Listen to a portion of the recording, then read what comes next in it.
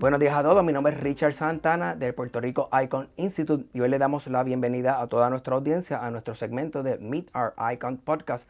Y hoy tengo el orgullo de presentarles a Juan Parra, parte del binomio The Scooter Guys. Correcto, Scooter. Scooter. Sí. En el gol de los negocios, ¿verdad?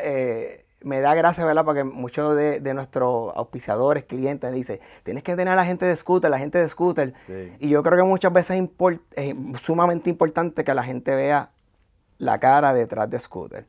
Así que, ¿verdad? Hoy parte de nuestra plataforma es poder identificar gente que está haciendo cosas brutales en Puerto Rico, que hasta cierto punto inspiren, ¿verdad? Otras personas que se meten en el tostón del empresarismo. Sí. Juan, háblame de Scooter, de qué ustedes están haciendo, qué viene por ahí.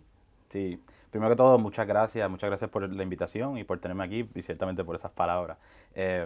No, te confieso que día a día no nos identificamos con ninguna de esas palabras y yo creo que es porque siendo una compañía startup estamos tan metidos en el trabajo de lo que está pasando todos los días y bueno, vamos a hablar un poco de eso, que no nos da tiempo a ver qué es lo que está pasando en el mundo, cómo la gente necesariamente piensa sobre nosotros, pero para hablarte de Scooter como tal y de dónde nace esta empresa, yo viví en la ciudad de San Francisco por un espacio de 8 años. Ahí conozco a una persona que se convierte en un muy buen amigo cercano, padrino de mi hijo. Su nombre es Aldo Briano. Él fue quien me trajo al mundo de la compañía de tecnología, me contrata en San Francisco bajo un startup que él tenía, se llama Gifty, que sigue corriendo muy exitoso. Y años más tarde me tocó a mí devolverle el favor. Entre esos años, nosotros viviendo la diáspora, es gracioso porque uno ahorra todo el dinero que tiene para irse de vacaciones y las vacaciones es para regresar a Puerto Rico, porque tienes compromiso que tienes que venir a las navidades, porque tienes compromiso que tienes que venir a las bodas de los amigos, que tienes compromiso que tienes que visitar a la familia. Y en eso le puedes preguntar a cualquier persona de diáspora que viene a Puerto Rico y cuando se monta en el avión de regreso nadie se quiere ir y todo el mundo empieza en los chats qué pena que me voy o cosas así que siempre se te queda un pedacito del corazón cada vez que vas y vuelve y vas y vuelve y vas y vuelve. Y en eso nosotros siempre sabíamos que queríamos emprender desde Puerto Rico, pero necesitábamos algo que nos forzara a hacer ese movimiento. Nosotros trabajamos varios proyectos desde la diáspora para ver cómo podíamos atacar en los años 2015, 2016 la crisis financiera. Luego de eso, pues entonces sucede el huracán. Cuando sucede el huracán fue quizás el periodo de impotencia más grande que uno en la diáspora pudo sentir. En mi caso personal, yo pasé 7 días sin saber qué había pasado con mi mamá. Pasé 6 días adicionales antes de que pude escuchar su voz por primera vez. Así que escuché su voz en un voicemail aterrizando en San Francisco, saliendo de una conferencia que estaba en Boston. Y escuchar su voz, caí en llanto. Fue un momento, fue un jamaquión, como nos gusta decir coloquialmente. Y ahí dije, mira, yo puedo hacer mucho desde la diáspora, pero no voy a realmente hacer un cambio en Puerto Rico a menos que me mude a Puerto Rico y lo haga desde ahí. Y entonces pensando en qué impacto podíamos hacer en la isla, pensando también que mi mamá, parte de la razón por la cual no se pudo comunicar era porque las calles estaban totalmente bloqueadas, así que no había manera de transportarse porque los carros no podían salir. En ese momento, en el 2017, estaba comenzando la explosión de la era de micromovilidad moderna. La micromovilidad ha existido toda la vida. La micromovilidad, por definición, es simple y sencillamente transporte en vehículos livianos, ya sea bicicleta, ya sea una scooter, ya sea una patineta o ese tipo de cosas. Yo decía, si hubiesen habido scooters eléctricas, quizás eso hubiese ayudado a que la gente hubiese podido tener acceso a diferentes cosas de diferentes maneras. Transporte era algo que ya estábamos marinando y trabajando. Y un día digo, mira, esto es lo que quiero hacer, voy a traer scooters a Puerto Rico. Y la razón por la cual voy a traer a Puerto Rico es porque quiero cambiar la mentalidad de las personas, de cómo piensan sobre las vías públicas, cómo piensan el transporte y cómo podemos cambiar el sistema urbano que tenemos en la ciudad de San Juan, en la ciudad de Mayagüez, en la ciudad de Ponce, en todas las ciudades del país, los cascos urbanos de la isla. Así que le escribo a Aldo y le digo, Aldo, vamos a traer scooters para Puerto Rico. Esta es la misión. Y él graciosamente rápido me dijo no. Y yo le digo, piénsalo un poco y vamos a retomar el tema. No pasó ni una hora. Y me vuelve a llamar, nos vamos para Puerto Rico. Estoy de camino para tu apartamento, let's figure this out, vamos a ver cómo vamos a impactar a Puerto Rico a través de la transportación. Y así entonces comenzó la aventura de Scooter. Pero mira, eso es curioso porque da la casualidad que yo los conocí a ustedes en el primer cohort de Rising Entrepreneur Program. Esto es como los concursos de belleza, que tú dices, pues mira, yo creo que esta sí, esta no aquella. Y, ¿verdad? En mi ignorancia en ese momento, a pesar de que he sido un empresario toda mi vida, yo dije, ya los patinetas en Puerto Rico, y esto lo hablamos por teléfono. Yo pensé dos cosas. Ok, la criminalidad se las van a tumbar, y lo segundo, el problema de la infraestructura de Puerto Rico. Así que de primera instancia yo, escuché el pitch de ustedes y yo dije, that's not happening en Puerto Rico. Sonaban ahí, ¿verdad? Hermano, yo dije como que, de todos estos que están aquí, esos son los que menos probabilidad van a tener que los escojan. Y como dice José Feliciano de Clear Lake Capital, prove them wrong. Y bueno, me encanta que, ¿verdad? Esa historia que en aquel momento yo dije, este tipo está, ¿verdad? Loco. Está loco, pero, ¿verdad? Yo creo que parte del ADN de un empresario es la locura, ¿verdad? Y hay que marinar o sopesar, ¿verdad? Lo que es la locura con la realidad. Háblame de eso, ¿verdad? Porque la realidad es que el que lo ve de afuera, conociendo cómo están las calles de Puerto Rico, aquí tú tienes que tener un caballo, tener un jeep, scooter, ¿verdad? ¿Cómo ustedes enfrentaron esos dos retos, ¿verdad? De cómo traer ese disruptor a Puerto Rico. Claro. Mira, comienzo por decirte que el primero que pensó que nos iban a robar todas las scooters fui yo y Aldo. Y como buen empresario, pues desarrollamos un P&L que asumía que íbamos a perder 40, 50, 60% de todas las scooters que íbamos a traer a Puerto Rico. Así que entender ese riesgo era crucial para nosotros poder desarrollar un plan de negocio viable para este tipo de negocio. También el hecho de que ese factor y esa percepción de criminalidad fuera tan grande, también significaba que todo el mundo nos iba a poner un label. Tan loco. Cuando tú mismo lo acabas de mencionar, usaste exactamente la misma palabra. Mi papá me dijo que yo estaba loco. Los papás de Aldo le dijeron que estaba loco. 3 años después, mi papá me dijo, no, yo pensaba que estabas loco y claramente fuiste visionario. Y yo, no fue que fui visionario. Lo que pasa es que el empresario por naturaleza es cabeciduro, testarudo. Y cuando quiere hacer algo, si es bueno como empresario, no va a haber barreras, no va a haber paredes, no va a haber falta de infraestructura, no va a haber criminalidad. Lo que va a haber va a ser preguntas que le hacen falta respuestas. Y eso es lo que es Scooter realmente. Es un ejercicio de pregunta. Me van a robar todas las scooters. ¿Qué yo tengo que hacer para poner las scooters y poder proveer un servicio que no me roben las scooters? Hoy te puedo decir que esa percepción de la criminalidad que en muchas áreas no es percepción en realidad, en otras sí es percepción y eso es algo precioso que hemos descubierto en Scooter. ¿Por qué? Porque en Scooter, después de 3 años y más de 1 millón de viajes, solamente hemos tenido, entiendo que son 26 o 27 intentos de robo. Según tu podcast fueron 23, el número de Jordan por ahí. Sí, pero después de ese podcast han habido 2 o 3 más. Y últimamente las incidencias especialmente en los pueblos del sur ha aumentado. Interesante. En San Juan no, en Mayagüez no, pero en el sur sí se vio un pequeño aumento. Y ahora, pero ¿qué pasa? Que esas scooters que se intentaron robar, todas las recuperamos. ¿Por qué? Porque tienen GPS, porque no solamente tienen GPS, sino que tienen sistemas de BOD que podemos detectar por la proximidad donde hay una scooter. So, si yo tengo una scooter que le quitaron que por alguna razón no está dando señal, pero yo estoy cerca con el celular o estoy en el área, puedo puedo registrar la scooter a través de mi celular, a través de Bluetooth. Entonces así podemos también encontrarlas y capturarlas. Nos pasa mucho que las personas realmente, la razón por la cual se las roban es dos razones principales.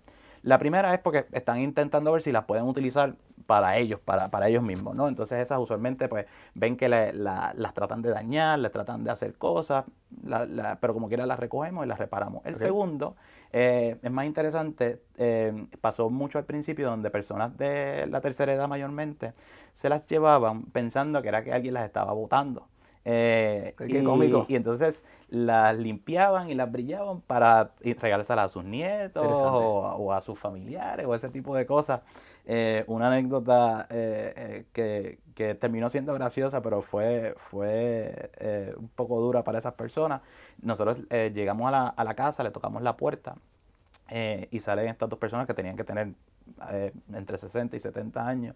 Y empiezan a llorar, y a llorar, y a llorar por el miedo que tenían, que pensaban que nosotros le íbamos por una querella, que le íbamos, que algo, que los iban a arrestar o algo, y realmente ellos no tenían ninguna mala intención. Nosotros tuvimos una conversación con ellos, le explicamos cómo era el servicio, y después de que le dimos la explicación, pues se convirtió en una conversación jocosa y lo gracioso de ese incidente y la razón por la cual terminó siendo bien gracioso es porque le habían puesto hasta el morol a las gomas. La pimpiaron. Estaba ready, estaba brillada, así que estaba más limpia que lo que nosotros lo limpiamos en nuestros propios centros de servicio. Así que la criminalidad, por un lado, la estudiamos y sabíamos cuál era el riesgo que nos íbamos a enfrentar y hoy aprendimos de que era más percepción que realidad. Por el otro lado, el tema de la infraestructura. Cuando tú miras la infraestructura de cualquier ciudad, inclusive una ciudad avanzada como lo que es San Francisco no tiene una super infraestructura. Tiene sistemas de trenes que a veces, y guaguas que no hacen sentido, que tiene, en una sola ciudad tiene 3 sistemas de trenes distintos tratando de conectarse para tratar de llegar a tal lugar y como quiera no llega. Más tienes una ciclovía que realmente es más calles que simplemente están rotuladas como que son compartidas, pero que no realmente son ciclovías que te conectan toda la ciudad. No estamos hablando, esto no es un Ámsterdam, esto no es un Europa o un Asia. Así que cuando tú estudias el tema de infraestructura de los Estados Unidos y en las Américas en general, donde la micromovilidad no es natural, te das cuenta de que la infraestructura para la micromovilidad nace a fuerza de empresarios y compañías que están empujando que sucedan los cambios de infraestructura. Así que eso es lo que nosotros estamos haciendo en Puerto Rico. Nosotros en Puerto Rico somos probablemente uno de los generadores más grandes de data de transportación y eso es lo que se requiere para poder conseguir los fondos tanto de think tanks como de fondos federales, como de fondos de estatales, para poder entonces desarrollar infraestructura. Y la conexión natural que obligatoriamente tiene mi compañía con el gobierno, entonces nos permite ser aliados del gobierno para desarrollar e incentivar la infraestructura y a eso es lo que nos dirigimos. Juan, ¿cuál tú dirías que han sido los retos más grandes de la empresa? Mira, han sido varios. Al principio era simple y sencillamente que nos cogieran en serio, por ese mismo pensamiento. Que estábamos locos. Y cuando llegábamos a hacer nuestro registro de patente, pues no había una categoría de micromovilidad ni de transportación, así que tuvimos que trabajar con el gobierno para que cambiaran sus sistemas o añadieran esa sección para nosotros entonces poder sacar la patente. Eso fue un gran reto, pero fue un reto de innovación, no necesariamente Correcto. De burocracia de gobierno. Tengo que admitir que aunque sí es cierto que el gobierno de Puerto Rico es bastante burocrático cuando viene el tema de creación de negocios, se ha convertido, y lo veo cada día, mejorando en el sistema, en el propósito de la comunicación y que se han convertido mucho más en facilitadores en el proceso. Y han estado abiertos.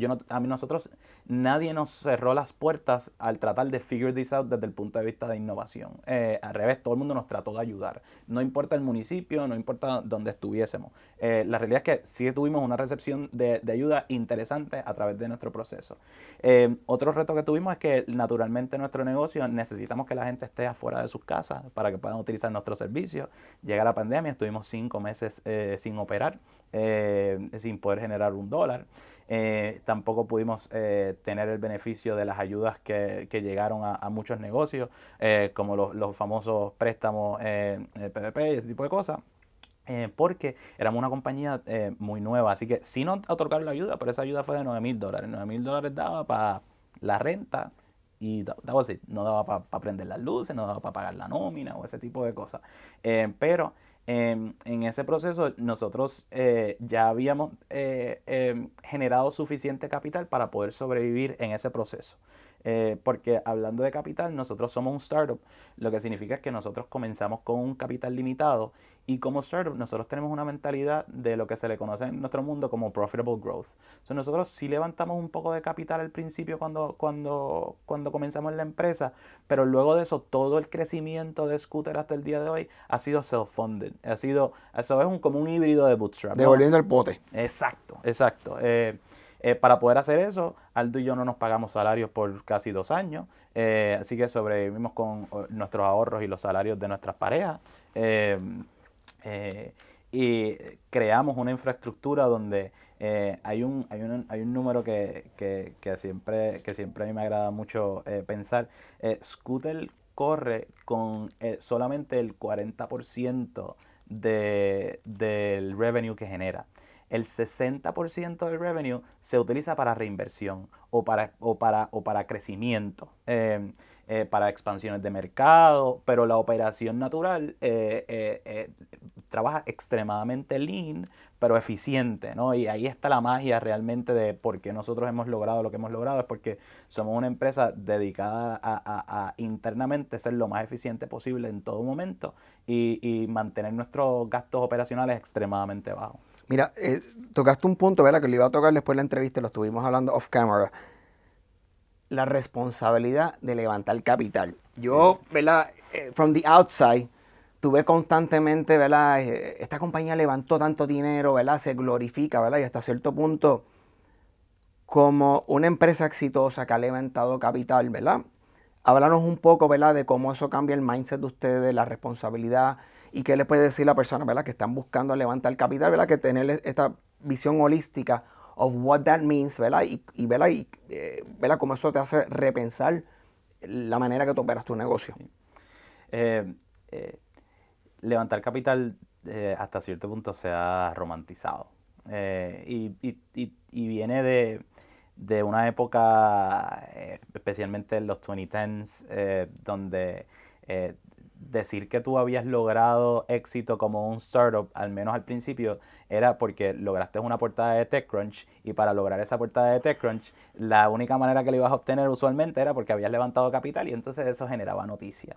Y entonces de ahí se ha sido evolucionando a que la meta de la mucha gente, de momento yo escucho gente diciendo literalmente, yo creé este startup porque quiero levantar $5 millones, 10 millones de dólares, 20 millones de dólares. Y la realidad es que todos tenemos que tener bien consciente que levantar capital es quizás la manera más arriesgada de tú fondear un negocio. Donde no solamente estás hasta cierto punto tomando como si levantas capital a través de notas convertibles, estás literalmente cogiendo préstamos, que no necesariamente son favorables, pero si estás levantando rondas de equity, entonces estás diciendo desde el día uno que todo este muñequito que tú quieres montar, toda esta empresa que tú quieres montar, estás dispuesto a dar parte de solamente para decir que levantaste ese capital. Y la realidad es que el capital y la inversión siempre se debe ver como meramente una herramienta para tú poder either llegar a la meta de la idea que tienes o poder crecer tu negocio. Si lo ves como cualquier otra cosa, más allá de eso, vas a tomar decisiones erróneas en tu proceso de tanto de levantamiento de capital como de crecimiento de tu negocio.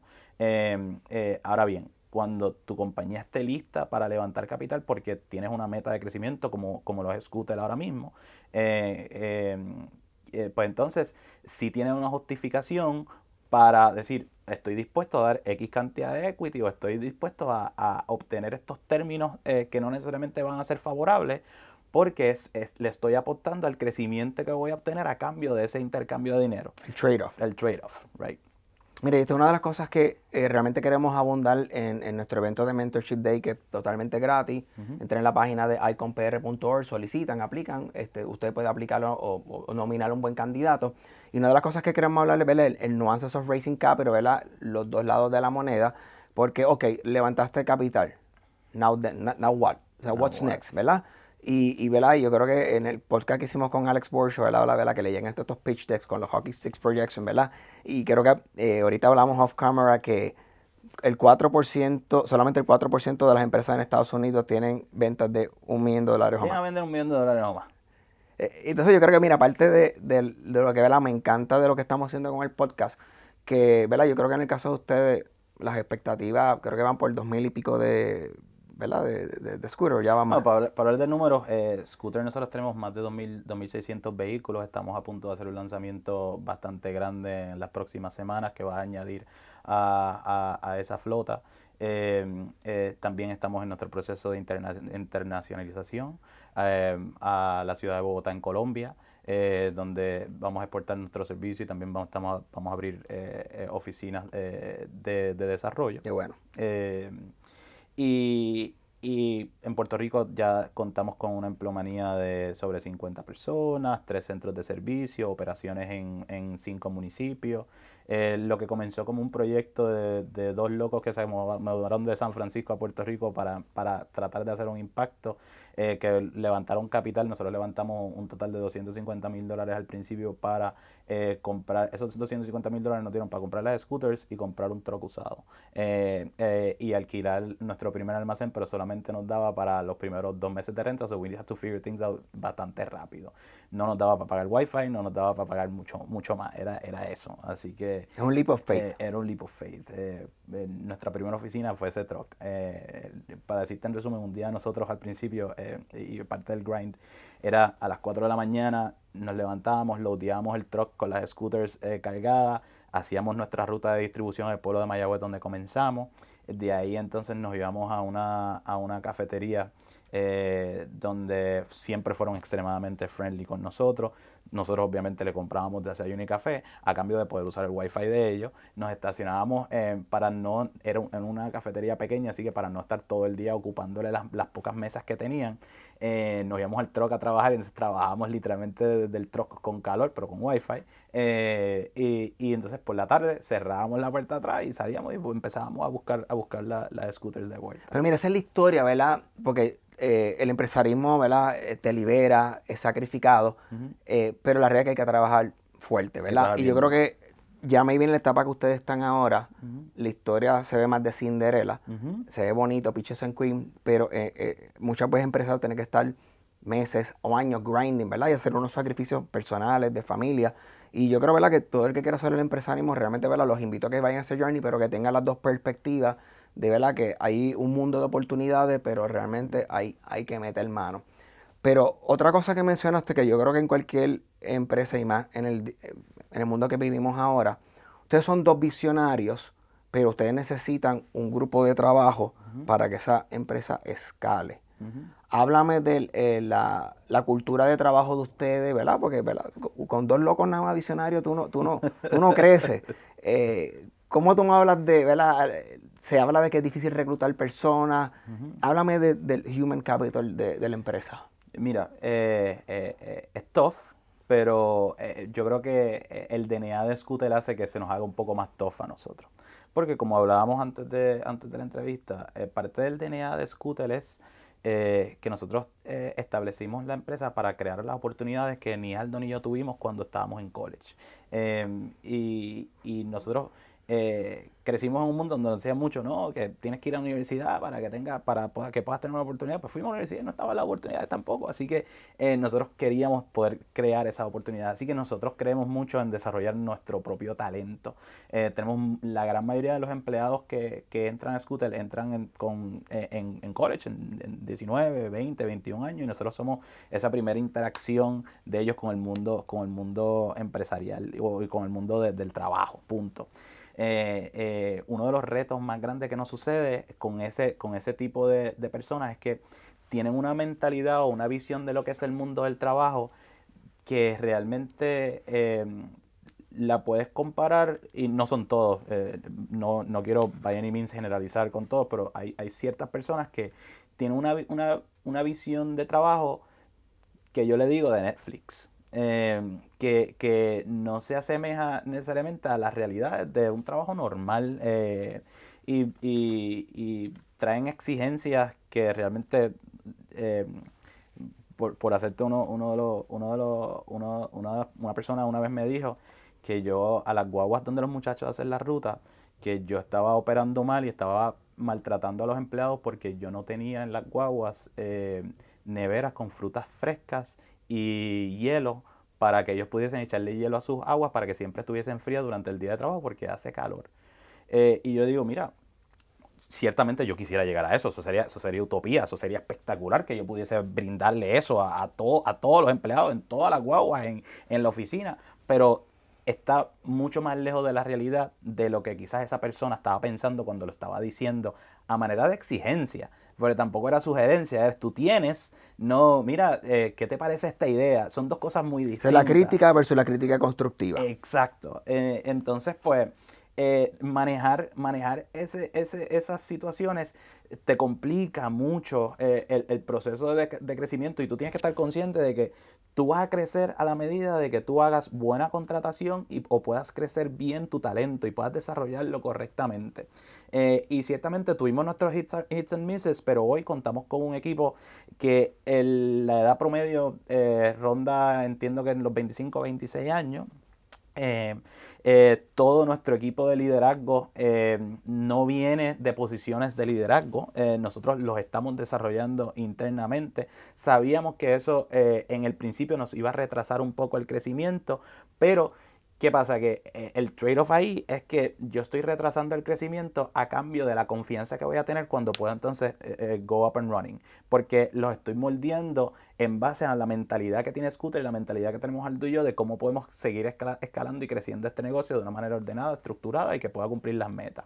Así es que nosotros vemos el tema de empleomanía. Nosotros creemos mucho en la juventud, creemos mucho en que hay muchos muchachos fajones allá afuera que están listos para meter mano, que no están trabajando por el cheque. Que eso es interesante, aunque sí necesitan el cheque, todos necesitamos el cheque para vivir y para comer, pero esa no es la razón principal por la cual trabajan.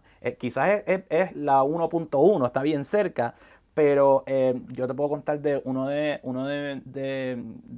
nuestros empleados que este lunes se convierte en supervisor de operaciones de zona.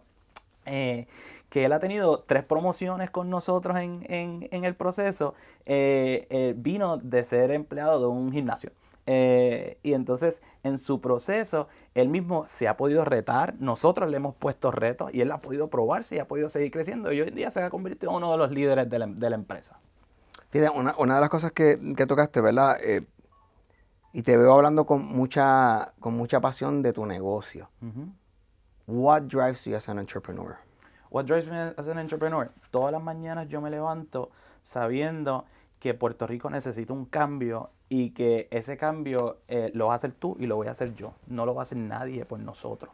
Y lo vamos a hacer todas estas personas que estamos aquí en este salón, y lo van a hacer todos los muchachos que están en mi centro de servicio en Guaynabo, en Ponce, en Mayagüez, que están en el Viejo San Juan ahora mismo bloqueando a las personas para que no suban a Nosagaray al área prohibida del Viejo San Juan. Somos nosotros los que vamos a hacer el cambio. Así que todos los días yo me levanto pompeado porque si yo veo el vaso medio vacío, ese cambio jamás va a pasar. Así que yo como puertorriqueño no me puedo dar el lujo de pensar que estoy haciendo un negocio meramente por generar dinero porque si todos pensáramos de esa manera, Puerto Rico no va a mejorar.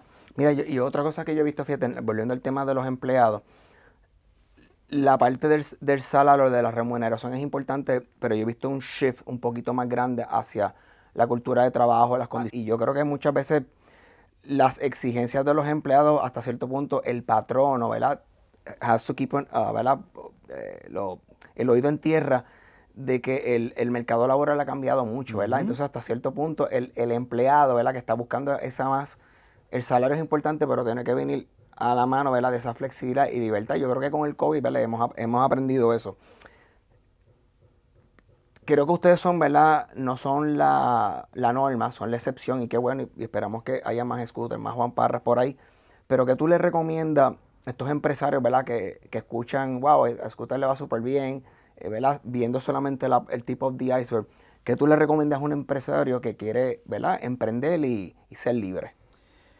Mira, primero que para ser un emprendedor en Puerto Rico se requiere mucha disciplina, se requiere mucha estructura y sobre todo se requiere mucha pasión. Tienes que creer realmente en lo que estás haciendo y tienes que entender muy bien el problema que quieres resolver con la compañía que estás creando. Si tú tienes esos componentes naturales, entonces la recomendación más importante es que le apuestes a las percepciones. Eso fue lo que nosotros hicimos. Le apostamos apostarle en contra de las percepciones, que eso fue lo que nosotros le hicimos. Le apostamos en contra de la percepción de la criminalidad, le apostamos en contra a la percepción de que la juventud está perdida. Le apostamos en contra al mero hecho de que se puede hacer y se puede desarrollar una compañía exitosa capaz de generar millones de dólares en revenue, comenzando con un truck y con un jibarito criollo de Cagua y un jibarito colegial de Mayagüez, Alquilando patinetas. alquilando patinetas a 28 centavos el minuto. ¿Sabes cuántos minutos hay que alquilar para poder llegar a la meta de poder tener ventas al nivel que nosotros lo hemos logrado?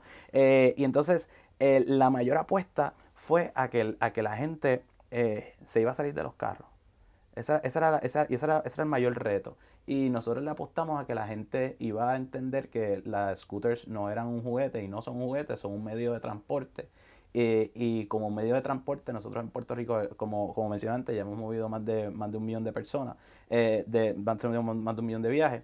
Y a través de esas apuestas y a través de esos retos es que nos hemos hecho grandes, no grandes en tamaño por revenue, ni grandes por personal, grande porque la meta que nosotros comenzamos y el reto que nosotros nos pusimos, lo hemos estado logrando. Desde el punto de vista de empleomanía, como mencionaste, que son tiempos cambiantes, pues nosotros a nuestros empleados le ofrecemos paquetes cambiantes también, como nosotros, y nos dicen que estamos locos, pero nuestros empleados pueden tomarse hasta 60 días de vacaciones al año.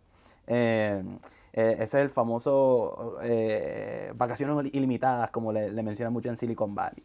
¿Qué pasa? Que en la percepción, tú dices, tú eres loco, tú le vas a 60 días de vacaciones, ¿cuándo va a trabajar esa gente? En la realidad es que en promedio la gente, nuestros empleados se toman igual o menor cantidad de días de vacaciones. Lo que pasa es que lo piensan distinto. Cuando tú tienes una estructura específica como la que te da el gobierno, de que tú acumulas hasta X cantidad de días, tú preparas tu vida para esos días de vacaciones.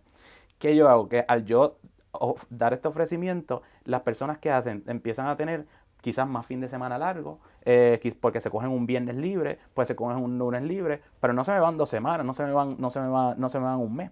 Otra cosa que nosotros hacemos para nuestros empleados, el primero se acaba de salir, ya tenemos el segundo, proveemos un mes de paternidad. Cuando en Puerto Rico no hay ninguna ley que dé paternidad y el estándar en Puerto Rico son 2 días de paternidad. Está fuerte. Eso está increíble. Yo no entiendo. O sea, 2 días. Yo no había salido del hospital con mi esposa al segundo día y tenía que volver al trabajo. O sea, es como. Entonces, crear un ambiente y desarrollar un negocio que pueda proveer estas cosas y que tenga el control y la confianza de poder lograrlo es real, es posible. Nosotros lo estamos haciendo, le estamos brindando salarios de compensaciones dinámicas a nuestros empleados entry level, que empiezan un salario y automáticamente tienen un incremento cada 3 meses por el primer año basado en su performance, pero ya preestablecido para que el empleado también se sienta que tiene seguridad salarial. Pues seguridad salarial no es solamente que tú vas a tener ese cheque cada 2 semanas. Seguridad salarial significa que tú también vas a poder crecer porque la inflación nos está ahogando, porque la gasolina nos está ahogando, porque hay muchas circunstancias que tenemos a nuestros alrededores que simple y sencillamente, como nosotros sabemos, el cheque muchas veces a muchos de nuestros empleados no dan esto y a nosotros mismos, porque que y esto es una percepción también mucha de los empresarios, que el segundo que la gente ve que la compañía está exitosa, tú piensas que uno como empresario es millonario. Ojalá esa fuera la realidad. En algún momento, ojalá, si nosotros seguimos este tren y logramos nuestras metas, quizás lleguemos a ser millonarios, pero eso no es la realidad. La realidad es que hay muchísimos negocios que hacen cientos de miles de dólares y mi salario es igual o peor que el de la gran mayoría de los empleados que están asalariados en muchas instituciones allá afuera. Pero lo hacemos porque, de nuevo, el compromiso es un compromiso más allá que real, es posible. Y de nuevo, ese mensaje, y disculpen que me extendí, pero el mensaje es que no se atrevan no le tengan miedo a retarse y a retar las percepciones. Si tienen disciplina y tienen estructura, van a poder ser exitosos. Juan Parra, ¿dónde te ves en 5 años? En 5 años yo me veo impactando a Puerto Rico de una manera agigantada. Scooter como compañía no es meramente una compañía de alquiler de scooters, es una compañía de micromovilidad con la mentalidad de impactar a Puerto Rico. Así que, ¿dónde yo me veo? Yo me veo corriendo una bicicleta, una scooter o una patineta en ciclovías alrededor de todo Puerto Rico. Me acuerdo cuando hablamos por teléfono, te comenté, este año te quiero en Mentorship Day porque estamos apelando, ¿verdad? ¿Verdad? A un público, ¿verdad? Que está creciendo Startup y lo veo como Shark Tank. Y te dije, y yo creo que el año que viene te veo en Icon, donde ya tu historia de éxito es diferente, ¿verdad? Yo creo que ese mindset, ¿verdad? Yo llevo muchos años en empresarismo y cada vez que hablo o sea, te brota por las venas, se siente la pasión, como de, this guy is going to be successful. ¿Verdad? Gracias. Cuando te conocí en el Ryzen Entrepreneurs Program, como que, wow, tú sabes, o sea, te articulan bien la idea, pero como que, wow, ¿será posible o no será posible? Y yo creo que es el mindset del empresario, ¿verdad? Tener este mix de estar muy enfocado, ser algo de testaduro. Y creo que una de las cosas que hablamos ahorita, pues básicamente tuvimos 2 podcasts antes que grabaran y después, la parte, háblame de tus fracasos. Mis fracasos son muchos. Suspiraste ahí. Muchos. Ciertamente, si yo he tenido 100 éxitos, he tenido 200.000 fracasos. Fracasos antes de Scooter. Yo estudié comercio internacional con un minor en finanzas. Pensaba que iba a ser banquero. Ese fue mi primer fracaso, no porque no me gustara ser banquero, es porque simple y sencillamente cuando entré a ese mundo no daba pie con bola. Eso no era lo mío. De hecho, orgullosamente digo que hace ya 16 años que no me pongo una corbata. Y si tengo que ir a una actividad me pongo un lazo para no sentirme que me estoy poniendo una corbata.